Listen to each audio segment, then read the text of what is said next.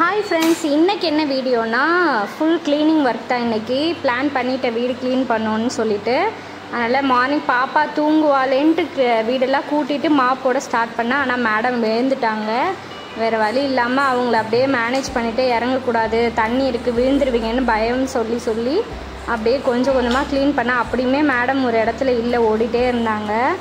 எப்படியும் weekly once இப்போ துடைக்கிற மாதிரி இருக்குது. ஏன்னா பாப்பாவாக சாப்பிட ஆரம்பிச்சிட்டாங்க. அதனால் ஃபுல்லாக ஃபுட்டெல்லாம் கீழே போடுறாங்க. ஹால்லாம் ரொம்ப சீக்கிரமாக டர்ட்டி ஆகிடுது. அந்த மாப் போடும்போது பெரிய விஷயம் என்னென்னா, அந்த சின்ன சின்ன தூசியாக உள்ளதை அப்படி இப்படி ஒட்டிகிட்டே இருக்கும் இல்லையா, அதெல்லாம் கையில் எடுத்துனோன்னா கொஞ்சம் ஈஸியாக இருக்கும் மாப் போடுறதுக்கு. நான் அப்பப்போ அது மாதிரி எடுத்துகிட்டு தொடச்சிருவேன். அது எப்படியும் ஏன்னா பிக்ஸி முடி இருக்கும். அதனால் அந்த மாதிரி கையில் எடுத்துகிட்டு நான் க்ளீன் பண்ணிடுவேன். அது கொஞ்சம் ஈஸியாக இருக்கும் அப்படி பண்ணும்போது. அப்படியே அவளையும் வச்சுட்டே தான் தொடச்சிட்டு இருந்தேன், வேறு வழி இல்லாமல். ஏன்னா ஸ்டார்ட் பண்ணிவிட்டா நிறுத்த முடியாதுன்ட்டு சரி தொடச்சிடலாம் அப்படின்னு துடைக்க ஆரம்பிச்சிட்டேன். ஆனால் அவள் ஒன்றும் டிஸ்டர்ப் பண்ணலை. முன்னாடிலாம் அவளே கேட்டுகிட்டே இருப்பாள். ஆனால் அவளுக்கு ஏதோ ஒன்று கையில் விளாட கொடுத்துட்டேன். அவள் அதை வச்சுட்டு விளாண்டுட்டு இருந்தா. அப்படியே ஹால் க்ளீன் பண்ணிவிட்டு ரூமெல்லாம் துடைக்க ஆரம்பிச்சிட்டேன். எனக்கு எப்படியும் மந்த்லி ஒன்ஸாவது டீப் க்ளீனிங் ஃபுல்லாகவே வீடு ஃபுல்லாக க்ளீன் பண்ணுற மாதிரி இருக்கும். ஏன்னா பிக்ஸி இருக்கா இல்லையா, அதனால் நான் பாப்பா இருக்கிறதுனால கண்டிப்பாக க்ளீன் பண்ணிவிடுவேன். வீடையும் தொடச்சிட்டு அப்படியே சோஃபா, டைனிங் டேபிள் எல்லாமே க்ளீன் பண்ணுவேன். அதை தான் நான் அந்த வீடியோவில் கவர் பண்ணியிருக்கேன். பாருங்கள், நான் தொடச்சிட்டு இருக்கும்போதே மேடம் வந்துட்டாங்க. அங்கிட்ட இங்கிட்டு ஓடிட்டு தான் இருப்பாங்க. நான் அவளை பயமுறுத்தி வச்சுருந்தேன், தண்ணீருக்கு பட்டு கீழே விழுந்துருவீங்க, ஓடாதீங்க அப்படிலாம் சொல்லி வச்சுருந்தேன். ஒரு ரூமே 2 தடவை துடைப்பேன். ஃபஸ்ட்டு தடவை ஒரு தண்ணியில் துடைச்சிட்டு 2ஆவது தடவை வேறு தண்ணியில் லைசால் போட்டு க்ளீன் பண்ணிவிடுவேன். அப்போ தான் கொஞ்சம் சாட்டிஸ்ஃபைடாக இருக்கும். வீடு தொடச்சிட்டாலே இருக்கிற ஹாப்பினஸ்ஸே அது தனி தான். அது ஒரு மாதிரி க்ளீன் இல்லாத போது இருக்கிற ஃப்ளோரில் நம்ம நடக்கும்போதும் க்ளீன் ஆனதுக்கப்புறம் அதில் நடக்கும்போது அது கொஞ்சம் நல்ல டிஃப்ரென்ஸாக இருக்கும். பார்க்கும்போதும் அப்படியே ஷைனிங்காக இருக்கிறது ஆசையாக இருக்கும் பார்க்குறதுக்கு. நான் அப்படி தான் ஹாப்பியாக தான் க்ளீன் பண்ணுவேன். எப்பொழுதும் அதுதான் வேலை. அது அப்படியே ஜாலியாக பண்ணுவேன். அப்படியே க்ளீன் பண்ணிவிட்டு ரூமையும் தொடச்சிட்டு, பக்கத்து ரூம் தொடச்சிட்டு, அப்புறம் பால்கனியும் தொடச்சிட்டேன். இதுக்கிடையிலே தான் பாப்பாவும் பிக்ஸியும் விளாண்டுருந்தாங்க. பாருங்கள், நான் தொடச்சிட்ருக்கேன், மேடம் ப்ரூம் எடுத்துகிட்டு வந்துட்டுருக்காங்க. தொடச்சதுக்கப்புறம் இவங்க க்ளீன் பண்ண போகிறாங்க. கையில் ஒரு செருப்பு, ஃபோன் இருக்கிறத பார்த்துட்டாங்க, அதனால வந்துட்டாங்க. அப்புறம் ஃபோன் அவங்கக்கிட்டேருந்து கஷ்டப்பட்டு வாங்கிட்டேன். அப்புறம் பத்தி தான் காட்டுறேன். இது எதுக்குன்னா, வீடு தொடச்சோன்னே அந்த ப்ளசண்ட்டாக இருக்குது. எனக்கு இந்த ஸ்மெல்லு ரொம்ப பிடிக்கும். அதனால் இந்த ஸ்மெல்லுக்காக நான் எல்லா ரூம்லேயும் சும்மா காமிச்சிட்டு கிச்சனில் கொஞ்சம் நேரம் வச்சுட்டா அந்த ஸ்மெல்லு அப்படியே ப்ளசண்ட்டாக ஒரு மாதிரி ஃப்ரெஷ்ஷாக இருக்க மாதிரி இருக்கும்.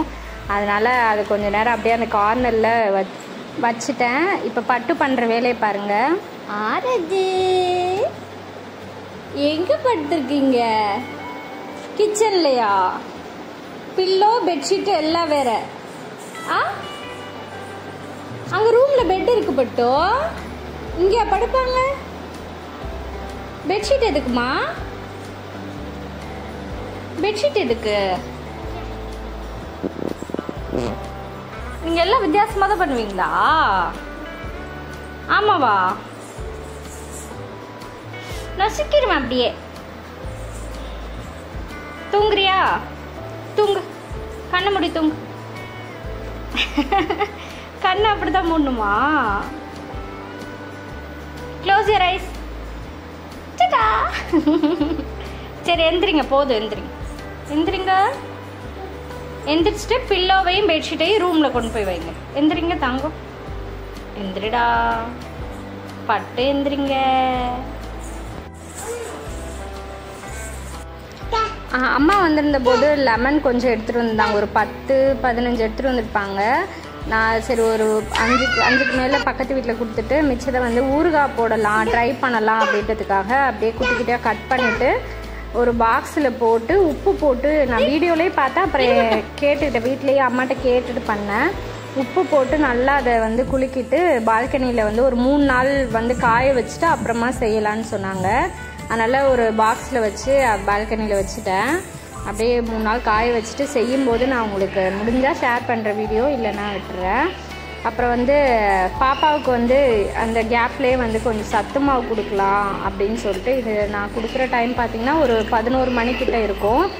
ஸோ கொஞ்சோண்டு கொடுப்போம். சரியாக அவள் சாப்பிடல, மார்னிங் சரியாக சாப்பிடல, சரி இதை கொடுக்கலான்னு சொல்லிவிட்டு நட்ஸ் பவுடர் கொஞ்சம் ஆட் பண்ணிவிட்டு சத்து மாவு, இது கவர்மெண்ட்டில் கொடுப்பாங்களே அந்த சத்து மாவு தான், அது போட்டுட்டு வெந்நீர் கொஞ்சம் ஊற்றி அவளுக்கு உருட்டி கொடுத்துட்டோன்னா அழகாக சாப்பிட்டுப்பாங்க. கொஞ்சோண்டு அதை நான் பிணைஞ்சதில் பாதி சாப்பிட்டுட்டேன், அதுவே போதும்னு நினச்சிட்டேன்.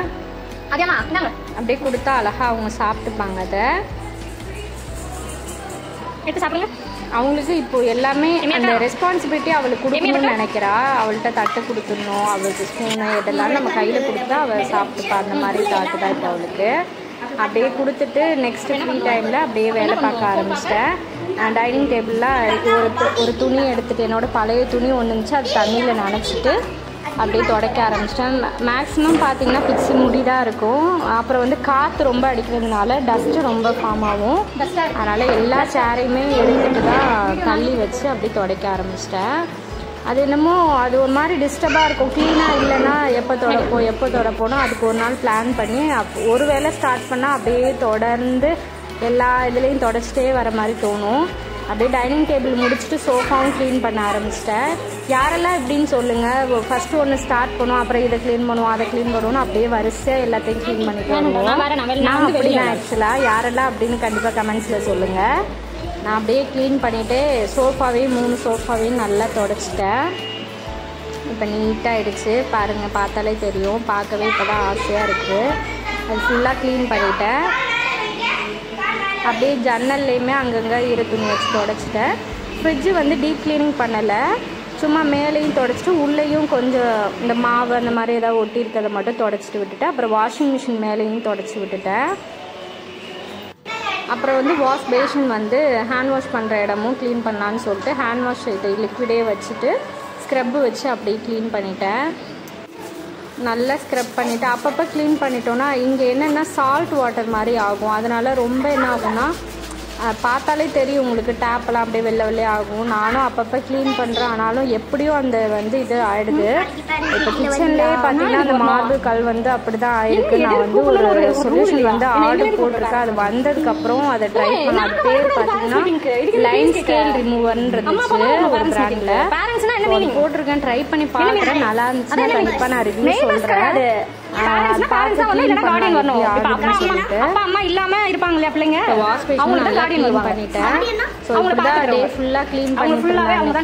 அது இல்லாம இன்னும் விண்டோலாம் நெட்டெல்லாம் கழட்டி அதெல்லாம் கிளீன் பண்ண, அதெல்லாம் நான் கவர் பண்ணல.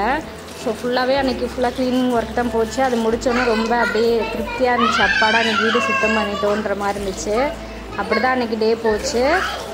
ஸோ இந்த வீடியோ பிடிச்சிருந்துச்சுன்னா லைக் பண்ணுங்கள், ஷேர் பண்ணுங்கள், மறக்காமல் சப்ஸ்கிரைப் பண்ணிவிட்டு பாருங்கள். நிறைய பேர் சப்ஸ்கிரைப் பண்ணாமல் பார்க்குறீங்க, ப்ளீஸ் சப்ஸ்கிரைப் பண்ணிவிட்டு பாருங்கள். ரொம்ப சப்போர்ட்டாக இருக்கும்.